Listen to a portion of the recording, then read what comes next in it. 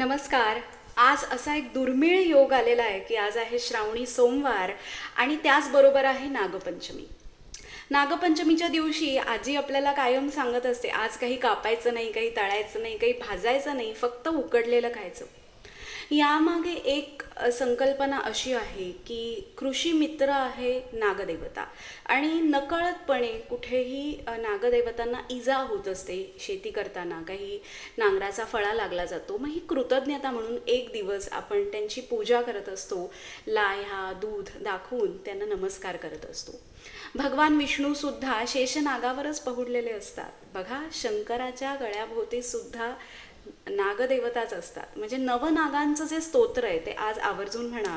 आणि बघा कसं आहे, कालिया मर्दनाची गोष्ट तर आपण ऐकली आहे की कालिया मर्दन होतं तेव्हा जो कालिया नाग असतो त्याला झालेला असतो अहंकार. यमुना नदीमध्ये सगळीकडे विष असतं आणि जेव्हा भगवान श्रीकृष्ण नाचत नाचत त्याच्या शिरावरती बसून बाहेर येतात, सगळे गावकरी आश्चर्यकारक घटना वाटते त्यांना, हे कसं झालं.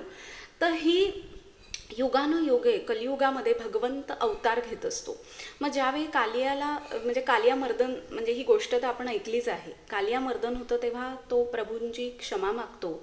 यमुना नदीमधलं सगळं विष तो शोषून घेतो आणि समुद्रामध्ये निघून जातो आणि कोणालाही मी दंश करणार नाही असं वचन तो प्रभूंना देतो. आणि त्याच्या आठवणीसाठी नागपंचमीला नागदेवतेची पूजा केली जाते. नवनागस्तोत्र आज आवर्जून म्हणा. त्याचबरोबर आज सोमवार असल्यामुळे आज आपल्या घरी जे चातुर्मासाचं पुस्तक असतं त्यामधल्या तुम्हाला वाचून दाखवणारे नागपंचमीची कहाणी आणि वाचून दाखवत आहे. सगळ्यात महत्त्वाचं म्हणजे आज तुम्ही घरी शिवस्तुती जरूर वाचा.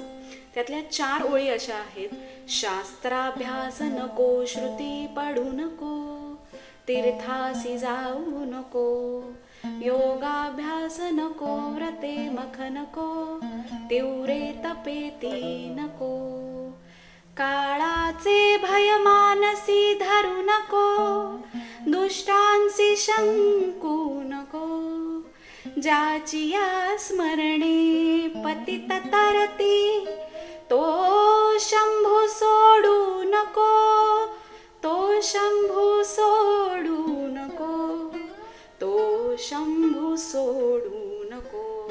इथे शिवस्तुती. आज हे शिवस्तुती नक्की ऐका. कहाणी आहे नागपंचमीची. ऐका नागोबा देवा तुमची कहाणी. आटपाट नगर होतं, तिथे एक ब्राह्मण होता. त्या ब्राह्मणाला 5 ते 7 सुना होत्या.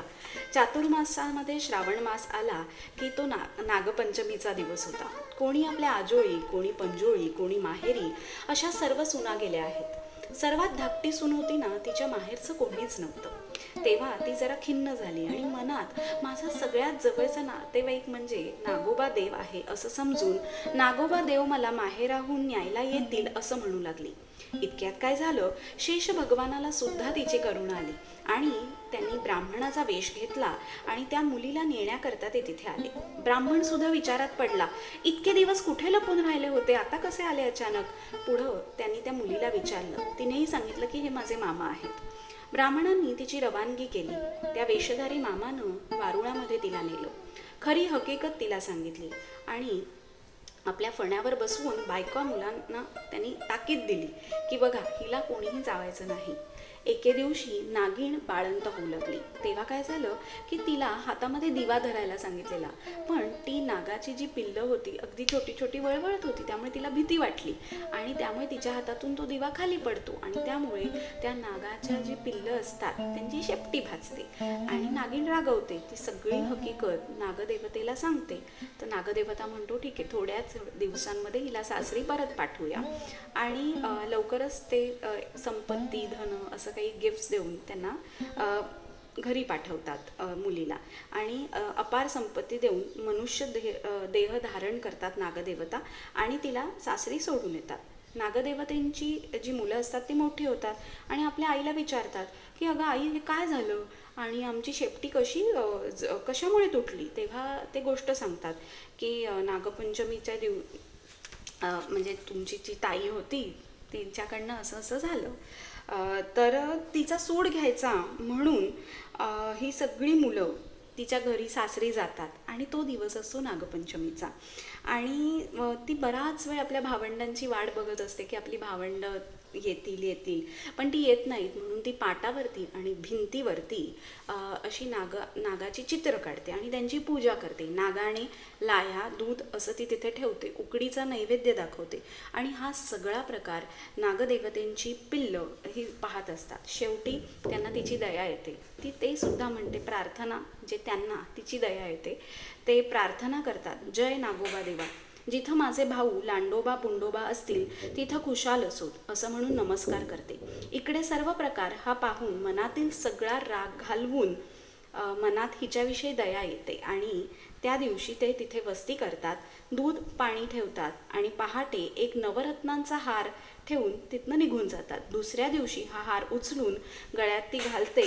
जसा तिला नागोबा प्रसन्न झाला तसा तुम्हा आम्हा हो, ही 60 उत्तराची कहाणी 5 उत्तरी सुफळ संपूर्ण.